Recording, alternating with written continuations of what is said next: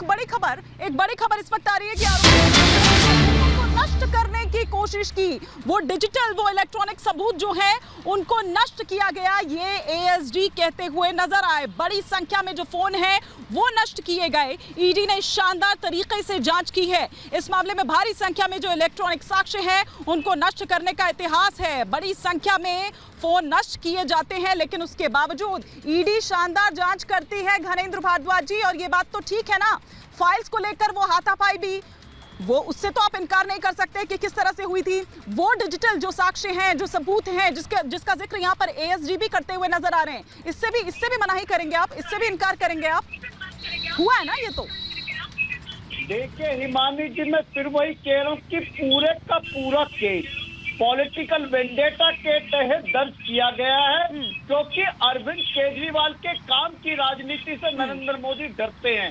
नरेंद्र मोदी को पसंद नहीं है कि अरविंद केजरीवाल गरीब के बच्चे को अच्छी शिक्षा क्यों दे रहे हैं, क्यों दिल्ली में बिजली और पानी फ्री दे रहे हैं, क्यों महिलाओं की बस में यात्रा फ्री करा रहे, क्यों बुजुर्गों को तीर्थ यात्रा फ्री करा रहे, ये नरेंद्र मोदी को पसंद नहीं है। और एक बार नहीं, 4-4 बार अरविंद केजरीवाल ने नरेंद्र मोदी अमित शाह को आमने सामने की लड़ाई में हराया है। अमित शाह और नरेंद्र मोदी के दिमाग में वही खुन्नस है, वही खुन्नस है कि कैसे भी अरविंद केजरीवाल को खत्म करना। देखिए ना घनेंद्र जी, ये बातें कर अभी तक आपने, हो सकता है कि दिल्ली की जनता के दिल में घर किया हो, सुनिए ना, दिल्ली की जनता के दिल में घर किया हो, लेकिन ये जो अपने आप में यहाँ पर तमाम बातें हैं चीख कर कह रही है, और जिस तरीके से, जिस मजबूती के साथ आज रखी गई है, वहीं दूसरी तरफ अगर आप लोगों का पक्ष देखा जाए तो वो उस तरीके से मजबूती के साथ ठहरता नजर नहीं आया। तो ये दोनों चीजें एक नहीं है सर, वो अपनी जगह भ्रष्टाचार का मामला है सर। हिमानी, मैं फिर वही कह रहा हूँ कि ये पूरे का पूरा केस जब ट्रायल में जाएगा, और मैं नहीं कह रहा, सुप्रीम कोर्ट में ऑनरेबल जस्टिस खन्ना ने ये कहा था कि ये केस ऐसा है कि 2 मिनट भी लोअर कोर्ट में, ट्रायल कोर्ट में टिक नहीं पाएगा। मैं नहीं कह रहा, जस्टिस खन्ना ने कहा था। और मैं फिर कह रहा हूँ कि ये सिर्फ और सिर्फ अरविंद केजरीवाल को जेल में डालने के लिए नरेंद्र मोदी ने षड्यंत्र रचा है। और मैं फिर कह रहा हूँ कि एक अरविंद केजरीवाल को आप जेल में डाल दोगे, लेकिन करोड़ों लोगों के दिमाग में जो अरविंद केजरीवाल बसते हैं, जो अरविंद केजरीवाल के विचार बसते हैं, उन्हें कैसे गिरफ्तार करोगे? एक अरविंद केजरीवाल जेल जाएगा, 1000 अरविंद केजरीवाल निकलेंगे। 1000 अरविंद केजरीवाल जेल डालोगे, लाखों अरविंद केजरीवाल निकलेंगे। लाखों अरविंद केजरीवाल जेल में डालोगे, करोड़ों अरविंद केजरीवाल निकलेंगे। घर घर से अरविंद केजरीवाल निकलेगा। पॉलिटिकल वेंडेटा है ये प्रत्युष कांत जी, कुछ नहीं मिला, चवन्नी तक नहीं मिली, 1 रुपया तक नहीं मिला। साथ ही साथ वो एग्जाम्पल भी यहाँ पर रखते हुए नजर आ रहे हैं कि कोर्ट में 2 मिनट नहीं ठहरेगा ये जो मामला है। साजिश का आरोप दरअसल आपके ऊपर लगाया जा रहा है कि चुनाव के बीच जिस तरह से ये गिरफ्तारी आप लोग करते हैं, तानाशाही है। पहले तो मैं आपके व्यूअर्स को बता दूं कि जस्टिस खन्ना हिंदुस्तान के सेकंड सीनियर मोस्ट जज हैं, और उन्होंने 338 करोड़ का क्लियर ट्रेल देखा जब उनको डॉक्यूमेंट दिखाए गए, इसीलिए वहाँ किसी को बेल नहीं मिला था। ये बहुत सीरियस इशू है। आप किसी इतने सीनियर जज के जजमेंट की बात कर रहे हैं तो आपको सही बात करनी पड़ेगी।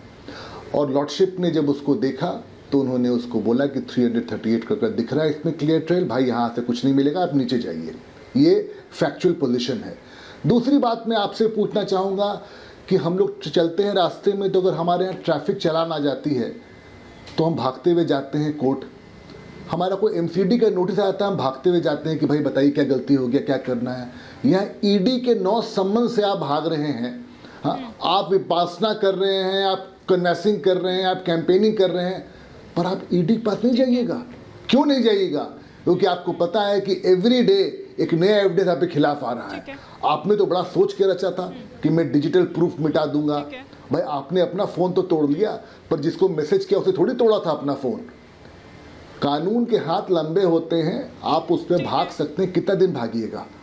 और बता दूं, ये इतना बड़ा भाषण दिए कि 1 केजरीवाल जाएंगे, 100 आएंगे, 1000 आएंगे। हाँ, उनको ये बता दूं मैं कि सबसे इम्पोर्टेंट बात है कि कोई भी एजेंसी, ईडी हो, सीबीआई हो, चाहे लोकल पुलिस हो, दिल्ली की हो, हिंदुस्तान के किसी भी कोने की हो, वो किसी को भी अंदर नहीं रख सकती है बिना कोर्ट के परमिशन के।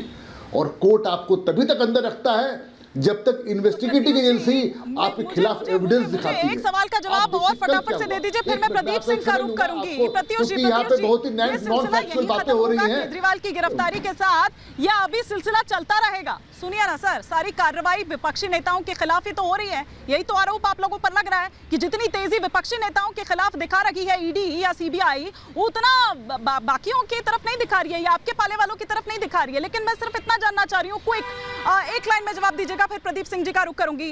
ये सिलसिला यहीं रुकता है या अभी और आगे चलता रहेगा? सबको अंदर डाल देंगे तो लड़ेंगे किससे साहब? भाई जो चोरी करेगा वही जेल जाएगा ना। मैं और आप तो जेल नहीं जाएंगे ना।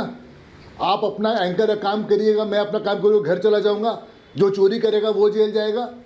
जो लोग भी चोरी कर रहे हैं, पब्लिक का पैसा लूट रहे हैं, टैक्स पेयर का पैसा लूट रहे हैं, जो पैसा सरकार में जाना चाहिए, जो लगना चाहिए, भले कामों के लिए लगना चाहिए, जो पैसा लूटेंगे वो जेल जाएंगे। हमको और आपको क्या दिक्कत है? किसी को भी डरने की जरूरत नहीं, कोई चोर नहीं है। ठीक है, ठीक है गणेंद्र जी, मैं जानती हूँ कि आप कुछ रिप्लाई करना चाह रहे हैं, रिएक्ट करना चाह रहे हैं, लेकिन एक क्विक रिएक्शन जरा मैं प्रदीप सिंह जी से ले लूं, फिर मैं लौटूंगी घनेंद्र जी आपकी तरफ।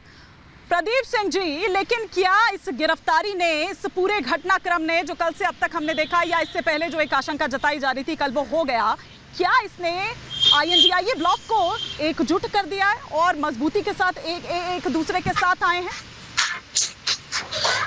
हिमानी जी, INDIA ब्लॉक कभी अस्तित्व में आया ही कहाँ था? आप बताइए। पंजाब में ये कांग्रेस के खिलाफ है और दिल्ली में एक हो जा रहे हैं, गुजरात में एक हो जा रहे हैं, तो ये तो प्रश्न ही नहीं उठता कि ये कभी एक हुए थे। लेकिन चलिए, मेरा समय बाद में है, मैं एक बात कहना चाहता हूँ। दिल्ली की जनता की सरकार है, हम सभी दिल्ली में रहते हैं, NCR में हम रहते हैं। राज्य में जिस तरह की स्थिति है वो उस हिसाब से लड़ रहा है।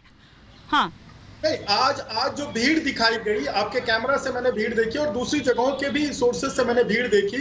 इनके कार्यकर्ता और पदाधिकारी को छोड़ करके हमने 2012 का भी भीड़ देखी है, जो कि ITO पे लगती थी और पूरा रास्ता चारों दिशाएं जाम हो जाती थी, कोई रोड खाली नहीं रहती थी। और आज जितनी भीड़ थी उसमें केवल इनके पदाधिकारी और इनके कार्यकर्ता थे और वो कार्यकर्ताओं के दोस्त या रिश्तेदार थे। भीड़ की वो बात नहीं रही। तो दिल्ली की जनता की जो सहानुभूति की बात कर रहे हैं, ये तो सरासर खत्म है, ये बात खत्म हो चुकी है। एक बात मैं और कहना चाह रहा हूं, हम दिल्ली में रहते हैं और दिल्ली की हमारे टैक्सेस दिल्ली में पे होते हैं। मेरा मतदाता पहचान पत्र दिल्ली का है। ये बैंगलोर में हमें पता लगा था कि इन्होंने 80,000 की शराब पी थी हर बोतल पे। मैंने ऐसा सुना है, देखा तो नहीं है, मैंने सुना है कि शराब की बोतलों पे लिखा होता है कि consumption of liquor is injurious to health. लेकिन यहाँ तो consumption of liquor is injurious to government, injurious to Delhi people हो गई। अगर केजरीवाल, देखिए कितना क्रोध है लोगों के अंदर दिल में कि वो भीड़ नहीं जुट पाई और वो दिन नहीं बन पाया जिसके लिए कि लोग जाने जाते थे। आपको लग रहा है कि वो भीड़ उस तरह से जुट नहीं पाई। लेकिन एक रिएक्शन प्रेम जी से और ममता जी से भी। प्रेम जी, लेकिन अब आगे क्या आप देख रहे हैं? क्योंकि अगर इसी तरीके से रहा, मामला यहाँ पर बहुत गंभीर है, संकट विकट है, तो ऐसे में क्या पार्टी का यहाँ होगा? केजरीवाल जी का तो जो होगा वो होगा, अभी कोर्ट क्या फैसला सुनाता है उस पर भी हमारी नजर है। क्योंकि आम आदमी पार्टी ये कह रही है कि भैया CM वो हैं, थे, रहेंगे। क्या ये फिजिबल है जेल से सरकार चलाना? क्योंकि सीक्रेसी, वो तमाम डॉक्यूमेंट्स, कैबिनेट क्या यहाँ आएगी क्या सर? जेल में आएगी बैठकें करने के लिए? देखिए, पहले तो आपको जेलर की परमिशन भी चाहिए होगी उसके लिए। परंपरा और नैतिकता तो नहीं कहती है ऐसा कि जेल से सरकार चले, लेकिन जिस तरीके से परंपरा और नैतिकता को तोड़ा गया है, मुख्यमंत्री को पहली बार कोई देश में मुख्यमंत्री रहते हुए जेल जाने की नौबत आ रही है। पहली बार हेमंत सोरेन ने भी इस्तीफा दिया था, वो उदाहरण नहीं बनता है। तो ये जो बन रहा है ईडी का और सत्ता के साथ में जो संबंध है, आज भी जो वहाँ पर छापेमारी हुई, जो खबरें आ रही थी उसमें था कि एक दस्तावेज मिला है केजरीवाल जी के घर से, उसमें ईडी के अफसरों के नाम है और उनमें एक अफसर वो भी है जो उनको अरेस्ट करने गया है। एक तो मान लीजिए कि वो अगर सच है सारी खबर, तो इसका मतलब है कि ईडी भी इसमें शामिल है। दूसरी बात है कि जो आबकारी घोटाला है, इसमें जो अप्रूवर है, अप्रूवर के ने जो 35 करोड़ रुपया चंदा दिया है इलेक्टोरल बॉन्ड से, तो वो भी ईडी भी उसमें शामिल है और ईडी और बीजेपी का जो संबंध है उसका वो भी इसमें शामिल है।